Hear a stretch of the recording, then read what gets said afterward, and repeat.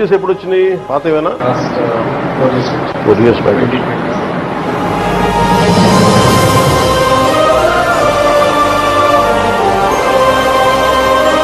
Private school ఇది ZP స్కూలా?